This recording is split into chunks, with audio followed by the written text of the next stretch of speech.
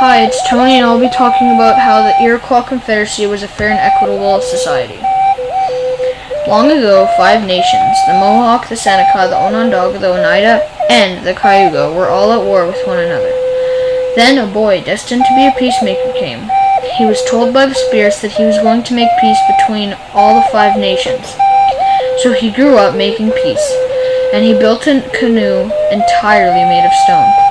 With his canoe, he sailed to all the nations and made peace. So they did not fight anymore, thanks to the peacemaker. There was equity in the Iroquois society because men and women both had pretty equal power. The men were the chiefs and the women were the clan mothers. The chiefs would treat others fairly even though they had more power. Men and women both had equal jobs. The men were the hunters, longhouse builders, and also made canoes. The women's jobs were to pick berries, grow the 3 sisters, and take care of the children. Their society was also fair because the men and women were free to go outside, and they both had pretty equal and fair rights.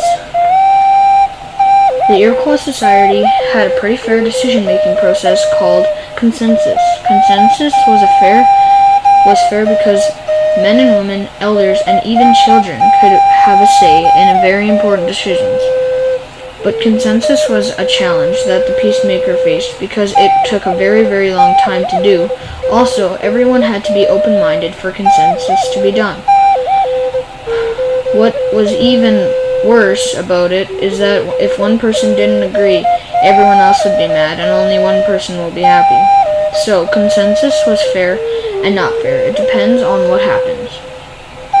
The Iroquois society had some non-fair parts to it because the people had no say who the clan mothers and chiefs were. Also, the men were the only ones who could be chosen by chiefs from the clan mothers.